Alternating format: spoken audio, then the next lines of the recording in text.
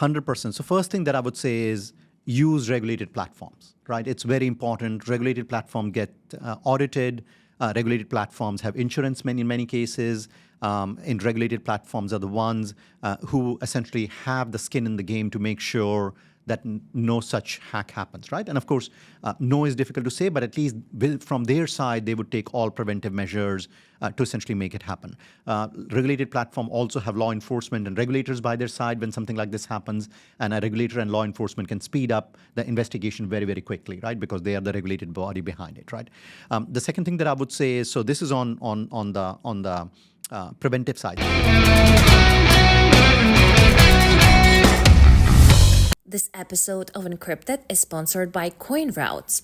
CoinRoutes is a leading institutional crypto trading platform that has rapidly established itself as a market leader in systematic trading solutions, offering a powerful algorithmic order execution management system that empowers the world's largest crypto trading firms. Welcome to the Encrypted podcast, your gateway to the future of technology and innovation, right here in the heart of Dubai's dynamic tech universe. I'm your host, Maria Vovchok, and together with Dubai Blockchain Center, we are embarking on a journey that unravels the minds of tech visionaries through the digital frontiers that are shaping our world. Hello and welcome everyone to the Encrypted podcast. I'm your host Maria Vovchok, and we're really happy to have today Navin Gupta, who's the CEO of Crystall Intelligence. He's a seasoned professional with extensive experience in banking and blockchain sectors. So he was appointed as CEO of Crystall Intelligence back in 2024. He's leading the company's efforts to provide real-time blockchain analytics, investigative and compliance solutions. Before joining Crystall Intelligence, Gupta served as the Managing Director for MENA at Ripple.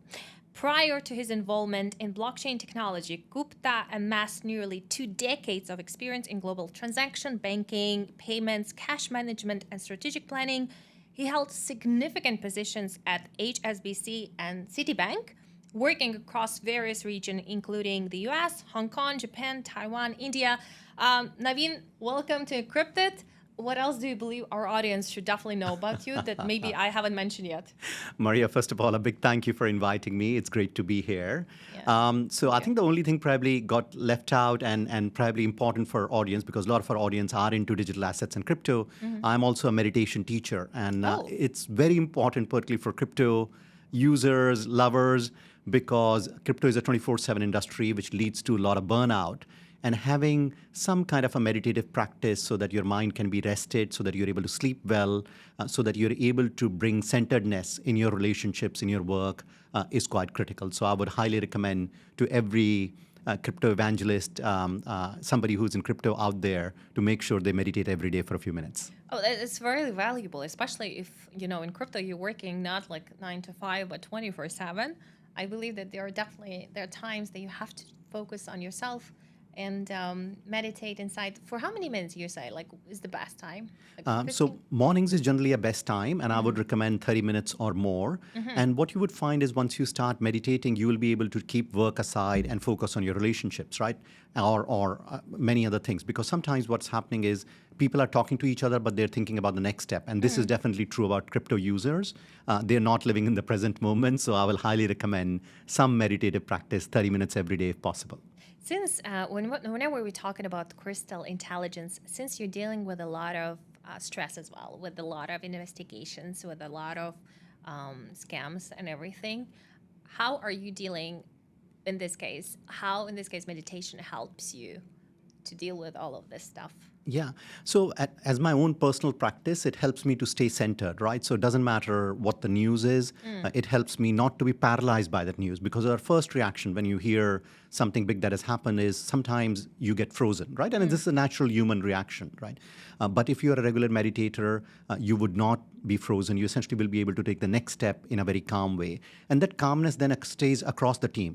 It also goes to the customer, right? Because the customer is saying, hey, I'm dealing with somebody, I'm working with somebody who's calm and who will be able to manage this situation. So of course, the situation will unfold the way it is, but that calmness definitely helps for us to respond to the situation in a very positive manner.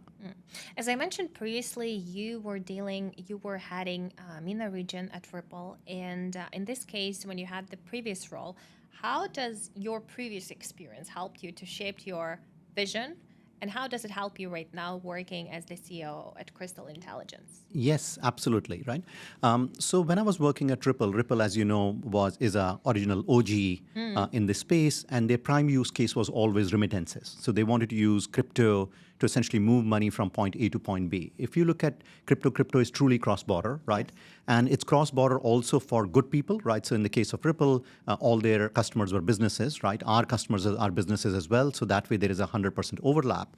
But also it is used for money launderers who are moving money cross-border from point A to point B. It is also being used by terrorists to move money from point A to point B, right? So this way, from a technical competence, the same technique, same technology, same idea applies. But of course, what we are doing is we are, making it difficult or almost impossible for people to move money illegally from point A to point B. And when that even happens, then we are raising the price by making sure that along with the law enforcement agencies, they are able to be caught, or it is making very difficult for them to be able to launder money. So this essentially makes sure that we as a society stay safe. We as businesses can operate in an environment where the total number of scams and the hacks essentially get reduced. So actually, let's focus on this in more detail, because as I mentioned earlier, Crystall Intelligence offers advanced blockchain intelligence tools, blockchain analytics for compliance, and you've been helping a lot of regulators, financial institutions, to adhere to the global AML CFT regulations. So how do you help in this case? And let's guide us from process A to Z, and to understand it more deeply. Sure. So let me take a very simple example, because I just want to make it easy for an average user to understand. Let's assume Maria, in her normal traditional world, let's assume she's banking with HSBC, my bank account is with JP Morgan, and she's just sending me $100, right? Yeah. And you're in country A, I'm in country B. So today, what would happen is a company called as WorldCheck, just as an example, will do a screening of your name, will do a screening of my name, and let's assume we both are not in any OFAC sanction list, or we are not in any bad lists, the wire transfer would go through. The second thing that your bank will essentially do is look for patterns, to say, hey, you know what, is $100 in line with what Maria regularly sends? And let's assume you were always sending $1 and suddenly you send $100, 100 times the money that you normally send. They will essentially look into a little bit deeper to say, hey, this is very out of the way of Maria's behavior for what we have seen in the past, right? We do exactly the same thing for blockchain. Now, in this case, for example, Maria is sending 100 USDC to Navin, right? Exactly the same example. Instead of $100 is 100 USDC. What we are able to do is screen your wallet, screen Navin's wallet, and essentially make sure that these wallets have had no interactions with bad actors in the past. If they have been, then we will inform the institutions, which is essentially moving your 100 USDC to say, hey, there is a risk that we have found, and based on that risk score, the institution, like in the previous example, they're able to make a decision whether to go ahead with the transfer or not. So this is on the preventive side, making sure every transaction that flows through is good and there is a risk score based on which decisions can be made.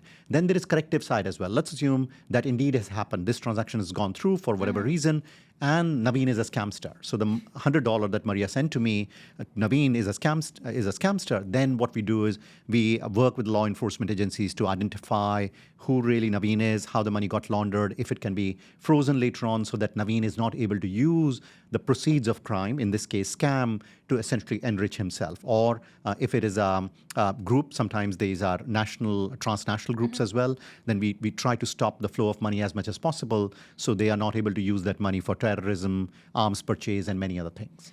In the past decade, we have witnessed the rise of cryptocurrency as a powerful new force in the financial marketplace. Anyone with a cell phone can hold stable coins and have access to a banking system. I think investors in general should do research into the asset that they're buying. Many clients, when they get involved in the cryptocurrency space, have concerns about the safety of their wallets and how safe is it to trade across these platforms. And the reality is, as long as you take care and protect your keys, you should be fine. There are general concerns around volatility in the past. We saw Bitcoin do some huge price swings, but nowadays, things are normalizing a little bit. In the face of a unique new financial marketplace, CoinRoutes was built from the ground up to handle the unique market structure of crypto assets. As a leading provider of algorithmic trading strategies and execution management systems, their distributed architecture allows clients to keep full control over their wallets and keys. The things you're saying are very, very valuable for crypto people for too many reasons. First of all, if I have non-custodial wallet and I'm sending you money, in this case, does Crystall Intelligence look through all of these things until I say that I fell victim to a scammer? Or how does it work in this case? Or are you in this case dealing with let's say big financial institutions again, the ones that are providing custodial solutions as well? So how does it work from this perspective? So the way it works is two ways. So one, they could be self-reported crime, right? We essentially get reports from users. We get report from a lot of other, let's call it groups. We essentially report scams, right? And this is, for example, true about a romance scam as well. If you want later on, we can talk about it. Investment scams as well, where people, once they fall prey to the scam, they essentially want to report. And we are one of the places where these reports get aggregated, right? So that's one place this can come together, please. So anyone, for example, if they have any issues, they can address Crystall Intelligence and report a crime that they have suffered. Yeah, so they can report the crime, but first they should report the crime to the law enforcement, right? So that's the prime piece, because law enforcement has the power to take action.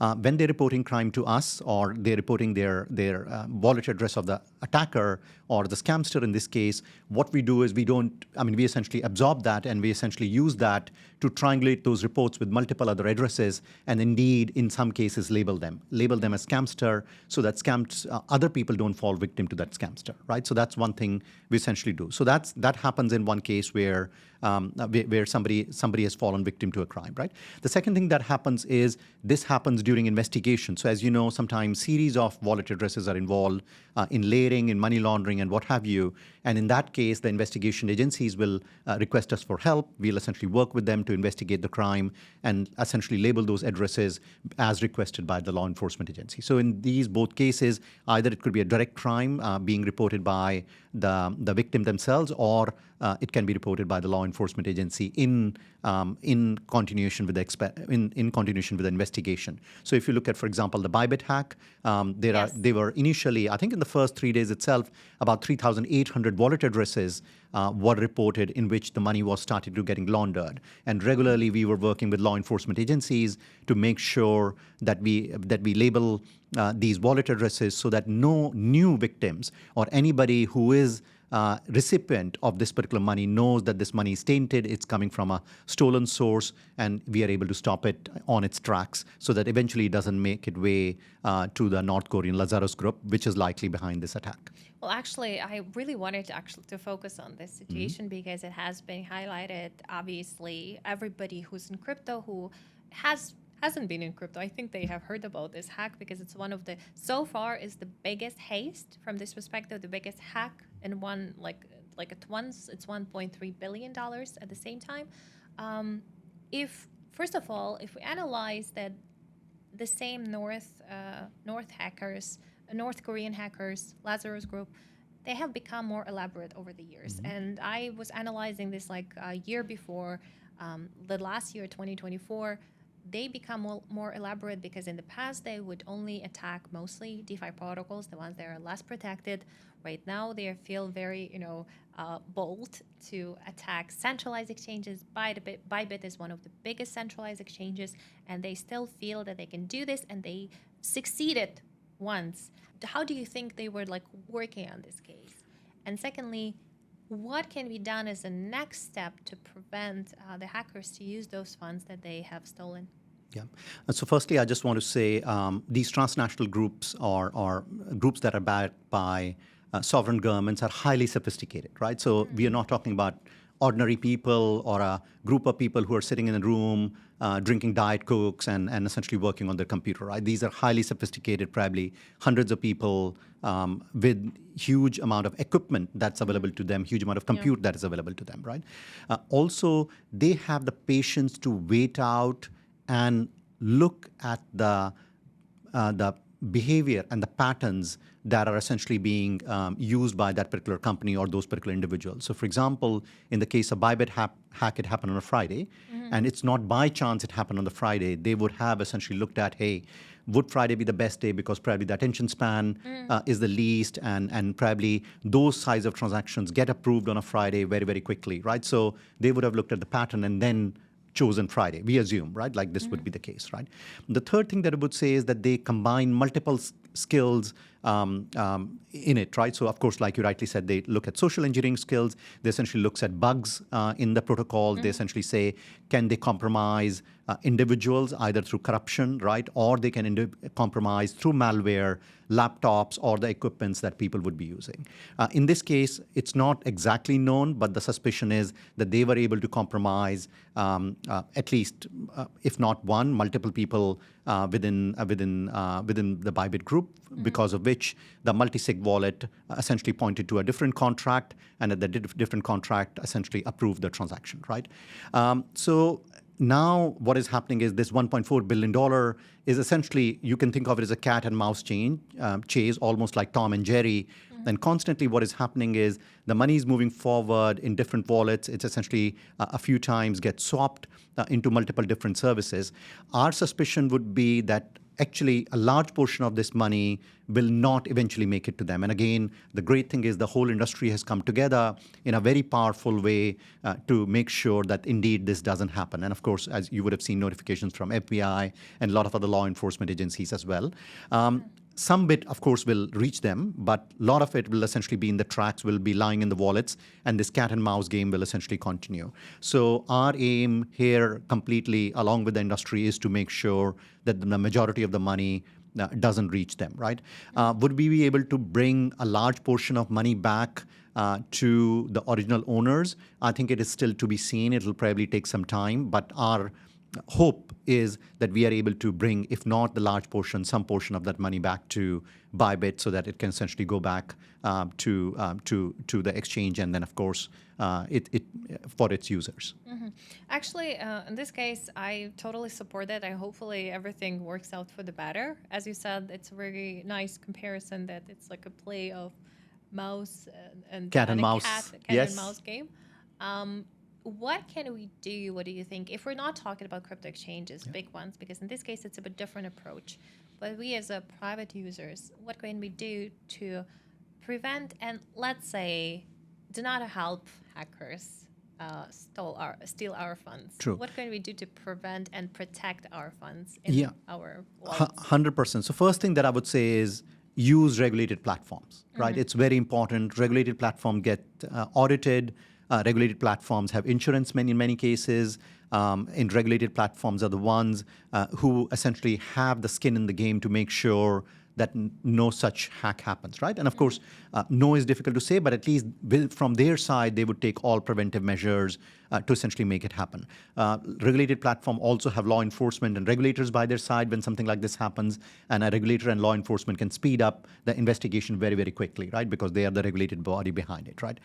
The second thing that I would say is, so this is on the preventive side. The second thing that I would say is, at a personal level, if it's too good to be true, it's not true, right? So people are coming to you and then saying, hey, let me 10x your money. Suddenly you get a WhatsApp to say, hey, how are you? And I want to be romantically involved with you. And there's somebody who is like thousands of miles away, want you to open a crypto account, right? Please, please don't fall for it, right? There's a lot that's happening out there around this, investment scams, romance scam. You have to be careful that if it looks too good to be true, it's not true. And this is just, good hygiene, good practice for you to think about. If you're not sure, then speak to your friends, speak to some counseling members. There are a lot of NGOs out there who are doing quite a good work, making sure that people essentially stay safe there. Encrypted is your exclusive ticket to the epicenter of technological innovations in the MENA region. We are right now in Dubai. We're here with the Blockchain Center, Crystall Intelligence.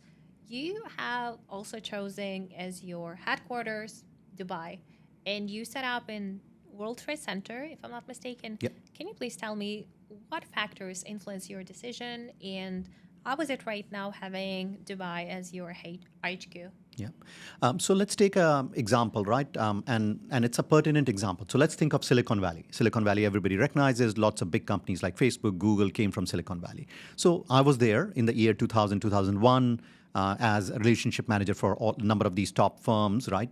So what was true at that particular time was Silicon Valley had the talent, right?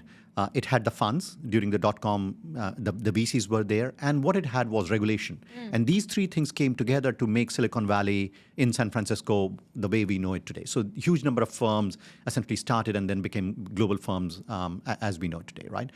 To me, Dubai and UAE exactly have the same ingredients as well, right? With Golden Visa, it's very welcoming to the talent, right? Even freelance visa, lots of visa. It's probably the only place in the world where, for example, I want to start from one employee and increase to 100. I can do it within the month itself. Get visa issued for the rest of the 99 and make sure they can come here and productively work, right? And they can come from any part of the world, right? People who are not interested in politics, who are building things, UAE is a welcoming place for them, right? The second thing is, if you look at regulation, there is very forward-looking regulation. You look at WARA, you look at ADGM, you look at DIFC, you look at RACDAO, and all these regulations are balanced between innovation and regulation, right? So they're not trying to restrict you, but also at the same time, they want to make sure that the customer stays safe, right?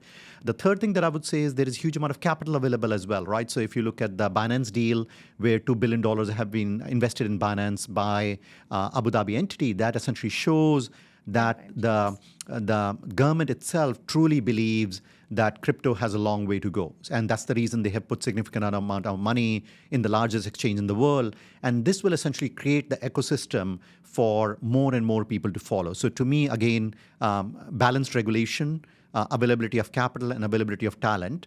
UAE and Dubai has everything going for it to become the Silicon Valley for crypto, right? And crypto, I say here, institutional crypto, safe crypto, regulated crypto, crypto on which people can build businesses with trust and comfort. So I'm not talking about, of course, just crypto for the sake of it, but institutions building products which essentially everybody in the world can use.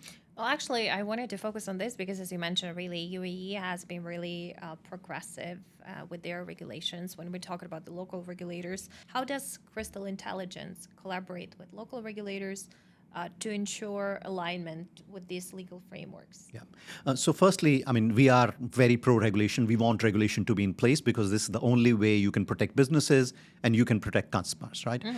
So for us, it's very, very simple, right? So let's look at one on the preventive side. So in the preventive side, our tools is able to tell the regulators what is the riskiness of a particular wallet, or riskiness of a particular entity. So hypothetically, let's assume there is an X entity which is applying for a license. We are able to go and see their on-chain behavior since inception. And then we are able to essentially tell regulator or the approving body in this case to essentially say, hey, you know what, this is what the history of this particular entity has been, right? I mean, on-chain KYC, you can say it, right?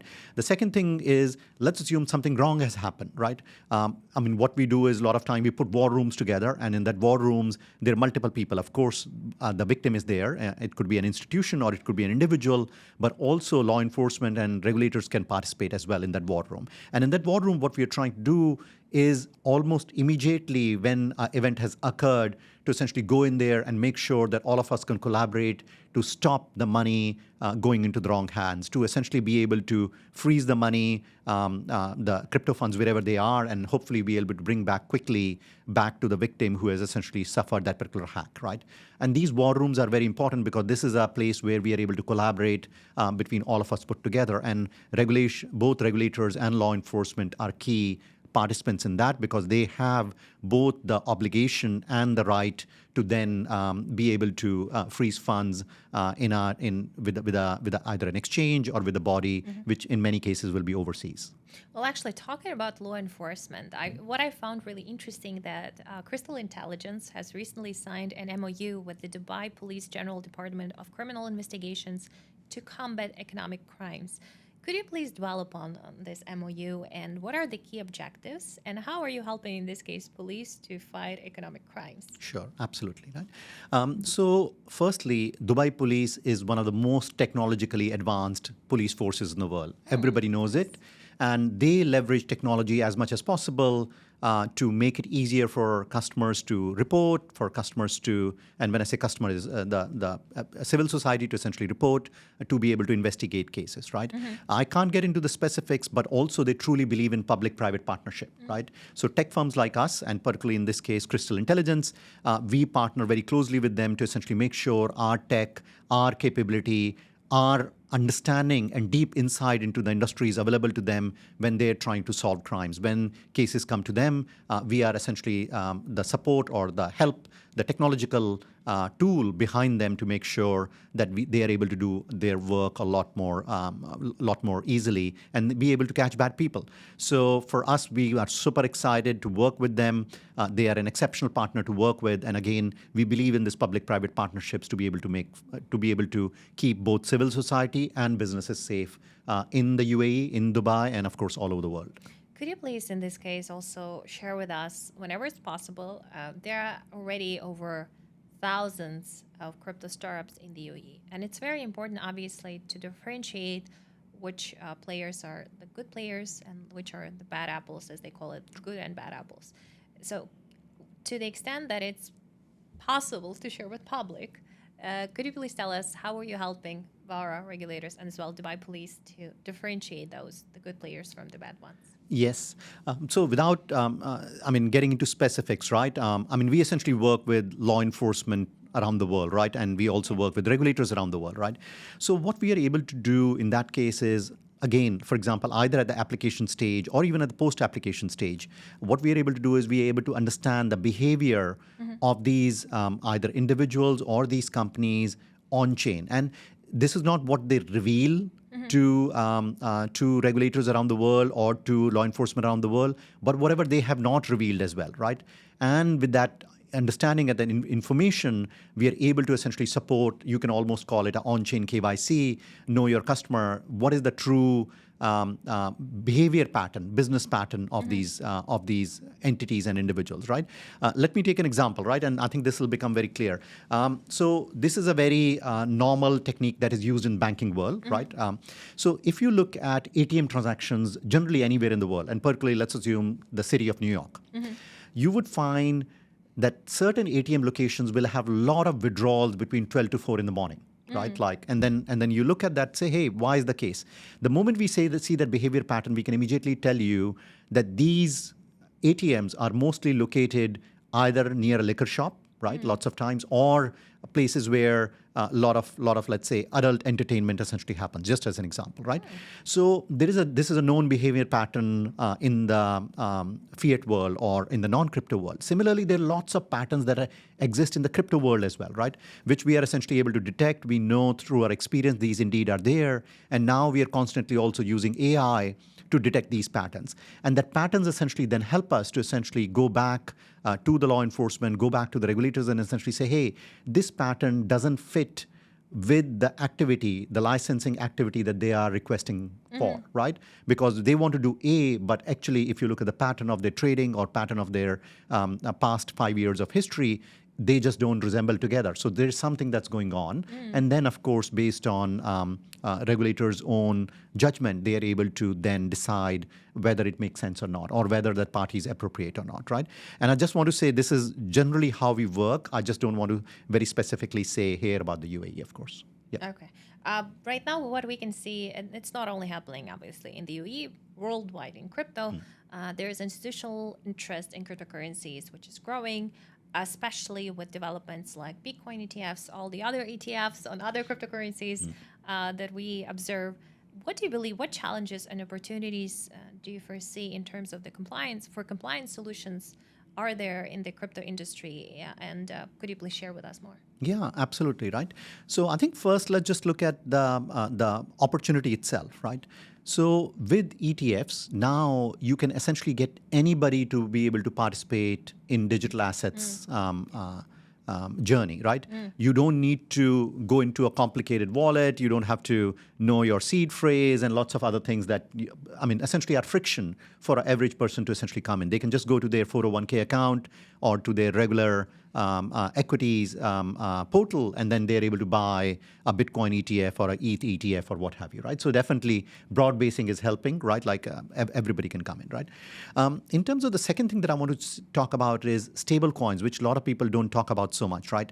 So if you think about stable coins, and let's say there is a bank called as Bank A, and the stable coin could be an AED stable coin, it could be a US dollar stable coin, right? And let's take an example. Maria today has 100 AED in her bank account today, right? So now she decides, for very valid reasons, that she is going to keep 50 AED in her bank account, but 50 AED she's going to convert into a stable coin, right? And it's a AED-backed stable coin issued by the permission from the central bank of the UAE, right? Now the bank has got two problems. So one, they lost 50 AED worth of revenue because the checking account money that she has is revenue for the bank, and it's something called as liability balances on which the bank essentially earns interest. And then the second thing is now they don't know what Maria is using that 50 AED in stable coins for, right? So the risk has increased and 50% of the revenue is gone, right? Now, and hence what I personally foresee is a lot of traditional institution, almost I would say 100% of them will need to get into stable coins, right? Because Maria now, she says, hey, I have 50 AED stablecoin. If you're not ready to take this, I can't buy it any other way, right? Like you do with credit card or like you do with your phone. If a merchant today doesn't accept Apple Pay, probably there's a possibility that they may lose some sales. And similar things may happen with stablecoins as well. So we as compliance firm would make sure that 50 AED in stablecoins that Maria has come from the right source, is being spent at the right merchant, and then and it's essentially within the letter and the spirits of the UAE Central Bank as it has been published, right? So we want to make sure that the revenue opportunity is still available for the merchants and the traditional financial institutions, and they can play in this space knowing that all the compliance requirements have been met. With the rise in sophisticated crypto-related crimes, as we discussed today, such as scams, illicit transactions, what are you expecting and how are you preparing for this? With what kind of features, services, etc.? Yeah. So first thing that we are doing is really changing the culture in the organizations, right? We are talking to them, educating them about the Bybit hack, talking to them about Guarantex, and that's the reason you're seeing we hosting webinars. We essentially come and speak to people at large. I speak at colleges, right? Lots of time, engineers, right?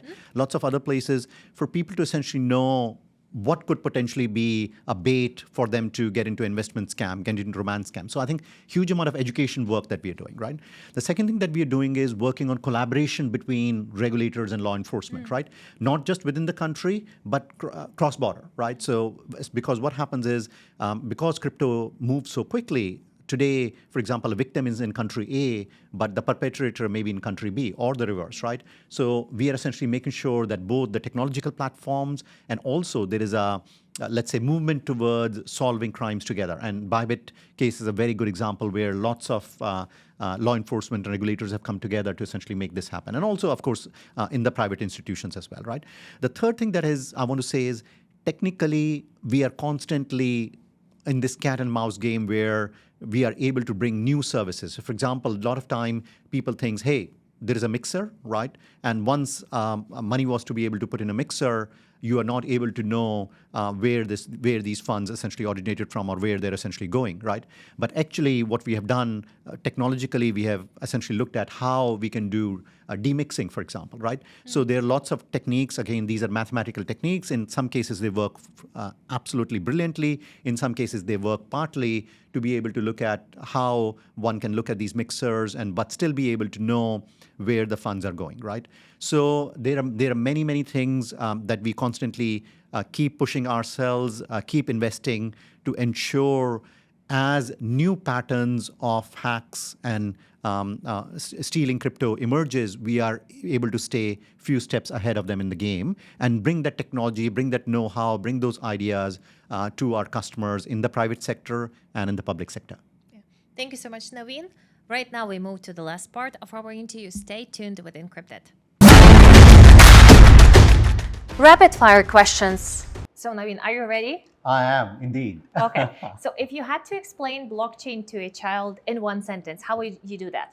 So let's assume you have a box of candies. Yes. And you're going to give it to somebody who solved the best math problem in the class. Okay. The moment they solve the problem, you give them a candy, and then you track down what they have done with the candy, given it to another friend or what have you. And every time the end of day happens, you essentially take a note of how many candies you have given and who these candies are with, and essentially sign. That becomes one block. And as multiple blocks get attached with each other day after day, it becomes a blockchain. Okay, great. Which blockchain founder would you take on a road trip? Satoshi Nakamoto. Oh, that's my next question. If you found out who Satoshi Nakamoto was, what would be your first question to him, her, or them? Why they haven't received a Nobel Prize till now in mathematics? Interesting. Name 5 qualities that you believe a real entrepreneur should have. 5 qualities. Yeah. So first of all, kindness, resilience, right? Commitment to the mission. Fourth, I would say ability to build a great team, right? And fifth, I would say sense of humor, almost to be able to laugh on yourself and your business model. Amazing. What would you never do while building a company? Mistreat people, I would say, right? Like, so for example, for me, building a company is not just the product, but also building people, right? So to me, bringing them along and then working with them is the main thing. The biggest misconception people have about Web3? That it's easy money. Yeah, it isn't. You have to build products and services that people can use for it to be useful. What's harder, explaining DeFi to a 5-year-old or teaching your parents to use MetaMask? I think teaching your parents to use MetaMask is definitely more difficult. What would you rather lose, your private keys or your house keys?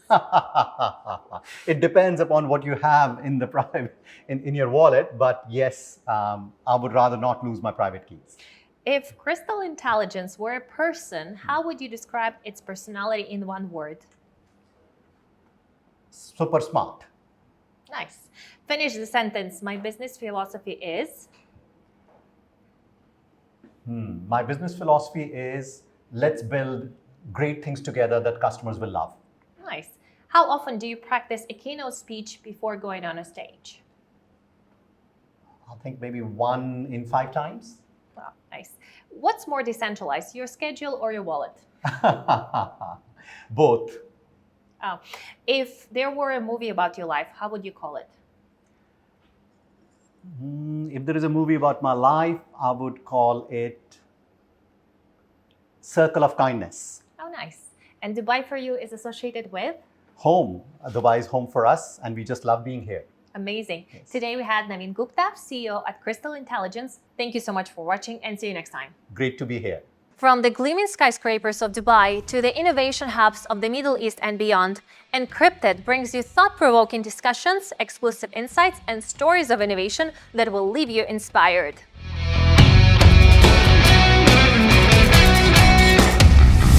This episode of Encrypted is sponsored by CoinRoutes. CoinRoutes is a leading institutional crypto trading platform that has rapidly established itself as a market leader in systematic trading solutions, offering a powerful algorithmic order execution management system that empowers the world's largest crypto trading firms.